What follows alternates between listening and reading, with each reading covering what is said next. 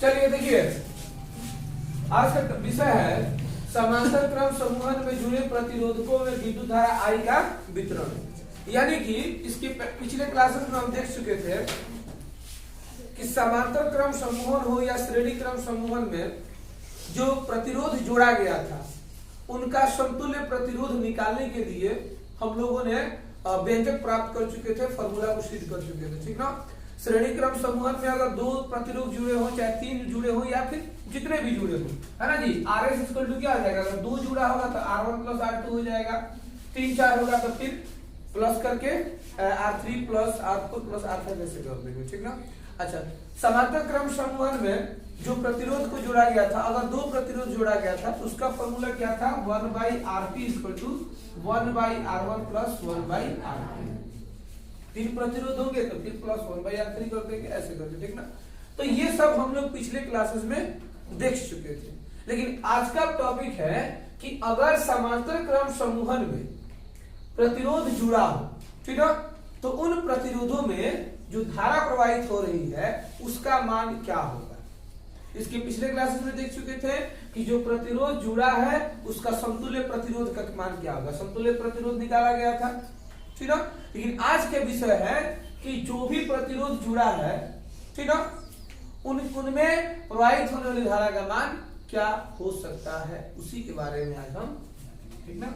अच्छा, तो देखिए हम लोगों ने देखा था, हम लोग देखे थे कि किसी भी विद्युत परिपथ में अगर दो प्रतिरोध जुड़ा हो तो उसका समतुल्य प्रतिरोध का मान क्या हो जाएगा, 1/Rp equal to 1/R1 plus 1/R2, ठीक है। अगर ये तो कहने का मतलब कि ये 1/Rp का मीनिंग होता है समांतर क्रम समूहन में जुड़े समतुल्य प्रतिरोध का व्युत्क्रम। ये व्युत्क्रम है, ये समतुल्य प्रतिरोध नहीं है, मतलब ये समतुल्य प्रतिरोध का व्युत्पन्न है, उल्टा है। अगर केवल समतुल्य प्रतिरोध का मान यदि निकालना हो, ठीक है, तो कैसे निकालेंगे, देखिए बहुत सिंपल है, 1/Rp कर देना है, ठीक है। R1 R2 का एलसीएम तो नहीं प्राप्त होगा, लेकिन हम इसे क्या कर लेंगे, R1 इंटू R2 कर लेंगे। एलसीएम ऐसे भी निकालते हैं, नीचे का मल्टीप्लाई कर देते हैं, फिर क्रॉस मल्टीप्लिकेशन कर देंगे, ठीक है। R2 यदि 1 से मल्टीप्लाई करेगा तो क्या आ जाएगा, R2 हो जाएगा प्लस तो प्लस, R1 यदि 1 से मल्टीप्लाई करेगा तो क्या हो जाएगा, R1 हो जाएगा।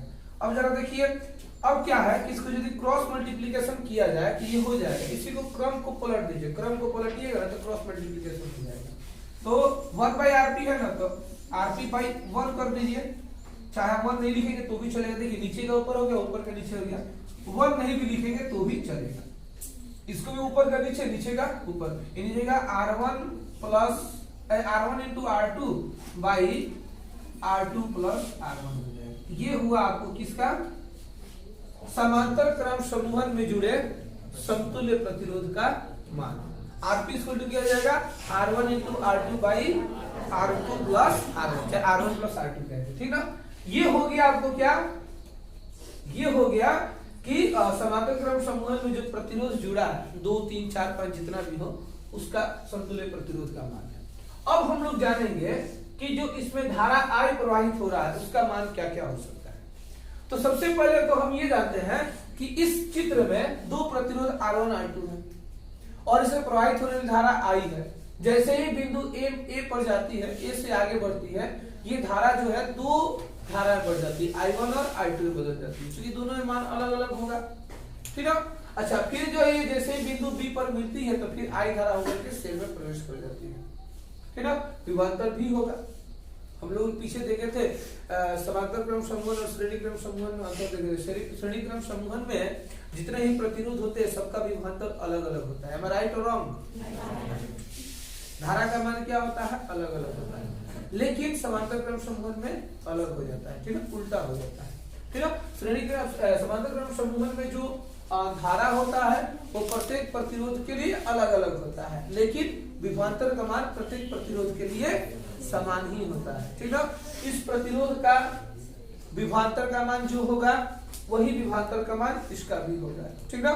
चाहे दो प्रतिरोध हो, चाहे तीन प्रतिरोध हो, या फिर उससे ज्यादा प्रतिरोध हो, सभी प्रतिरोधों के लिए विभवांतर का मान सेम होता है, धारा का मान बदल जाता है। तो हम लोग यहाँ क्या निकालने जा रहे हैं, हम लोग विद्युत धारा I का ही हम लोग देखने जा रहे हैं, I को कि अलग अलग प्रतिरोधकों के लिए आई का मान क्या क्या हो सकता है, ठीक ना।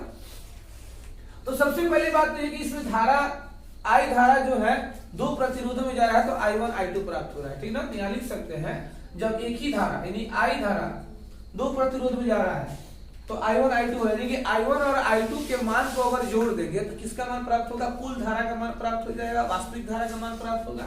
इसको कह देंगे I1 प्लस I2। इसको हम लोग इक्वेशन फर्स्ट मान लेंगे, ठीक ना।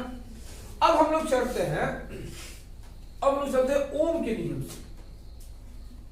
ओम के नियम से, अच्छा ओम के नियम से हम लोग क्या जानेंगे कि देखिए ये पहला प्रतिरोध के लिए इसका प्रतिरोध R1 है और धारा क्या प्रवाहित हो रहा है, I1 प्रवाहित हो रहा है। अब देखिए अगर खास करके अगर इस प्रतिरोध के लिए यदि देखा जाए तो विभवांतर को यदि V1 मान ले, इसके विभवांतर को यदि V1 मान ले तो इसके विभवांतर क्या आ जाएगा, V2 हो जाएगा, ठीक ना। तो ओम के नियम से अगर इसमें धारा का मान हम निकालने विभवांतर का मान चूंकि V क्या होता है, IR होता है, विभवांतर का यदि मान निकालने को प्रयास करें तो फॉर्मूला आता है V I इंटू R होता है। तो यहाँ पे क्या लगा देंगे, चूंकि सब पहला प्रतिरोध के लिए क्या निकाल रहा था, V1 I1 R1, ठीक ना। तथा V2 क्या आ जाएगा, I2 R2 हो जाएगा, एम राइट होगा। और आप ये भी जानते हैं ये पहला प्रतिरोध के लिए दूसरा प्रतिरोध के लिए, तो दोनों प्रतिरोधकों के लिए विभवांतर का मान क्या होता है, समान होता है। दोनों प्रतिरोध चाहे दो प्रतिरोध हो या उससे भी ज्यादा हो, 3 4 5 प्रतिरोध हो, सबका विभवांतर का मान क्या होता है, सेम होता है। किस क्रम में, तो श्रेणी समांतर क्रम समूह में, लेकिन श्रेणी क्रम समूह में अलग अलग हो जाता है। तो यहाँ पे लिख सकते हैं, तो क्या लिख सकते हैं, V1 V2 लिख सकते हैं ना, क्योंकि दोनों का मान क्या हो जाएगा, समान है। तो यहाँ पे हो जाएगा I1 R1 equal to I2 R2 होगा, क्योंकि दोनों के विभवांतर क्या हो जाएगा, समान है। ये पहला प्रतिरोध का विभवांतर, ये दूसरे प्रतिरोध का विभवांतर है, तो चूंकि दोनों क्या हो जाएगा, आपस में समान होगा, तो V1 इक्वल टू V2 लिखेंगे। V1 का वैल्यू कितना है, I1 R1 दिया है, ठीक है। V2 का वैल्यू कितना दिया है, I2 R2 दिया है।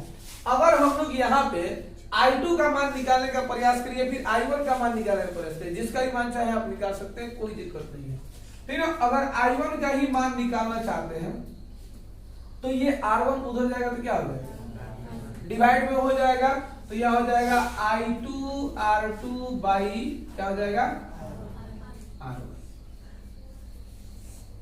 ठीक है।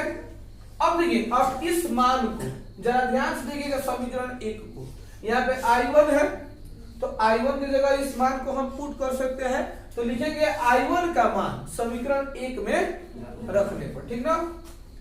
I1 का मान समीकरण 1 में रखने पर, ठीक है। तो यहां देखिए I है तो I ही रहने देंगे हम लोग, जहां I1 है वहां क्या कर सकेंगे हम लोग, क्या रखेंगे, I2 R2 बाई R1, अब प्लस क्या दिया है, I2 दे दिया है, सही है ना। अच्छा इसमें भी I2 है, इसमें भी I2 है, तब तो हम कॉमन ले सकते हैं, I2 कॉमन ले लेंगे तो यहां बच जाएगा I का I, यहां ले लेंगे I2 कॉमन ले लेंगे तो हो जाएगा R2 बाई R1 बचेगा, क्योंकि I2 निकल गया तो क्या बचेगा, R2 बाई R1, और यहाँ पे I2 निकल गया तो क्या बचेगा, केवल 1 बचेगा, प्लस 1 बाई में 1 कर सकते हैं। अब ये बताइए I का I हो जाएगा, यहाँ पे I2 है तो I2 हो जाएगा, ठीक ना। अब यहाँ देखिए लघुत्तम फिर हम निकाल सकते हैं, R1 और 1 का एलसीएम कितना हो जाएगा, R1 ही होगा, R1 हो जाएगा R1 जाएगा R2, फिर 1 से R1 को डिवाइड देंगे तो R1 होगा, R1 को 1 से मल्टीप्लाई कर देंगे तो क्या आ जाएगा, R1 हो जाएगा, ठीक ना। अब यही हो गया आपको किसका, प्रवाहित होने वाले विद्युत धारा का मान। क्योंकि हम लोग विद्युत धारा के बारे में जानना चाहते थे, तो यही है वो मान जिससे हम लोग क्या कर सकते हैं बाबू, जिससे हम लोग किसी भी समांतर क्रम समूह में जुड़े प्रतिरोध के धारा के मान को प्राप्त कर सकते हैं। यहाँ पे निकल चुका है I equal to I2 into R2 plus R1 by R1, ठीक ना। इससे हम लोग क्या कर सकते हैं जी, इस फॉर्मूले की मदद से हम लोग क्या कर सकते हैं, धारा का मान को हम प्राप्त कर सकते हैं। ठीक है, चलिए, कोई दिक्कत?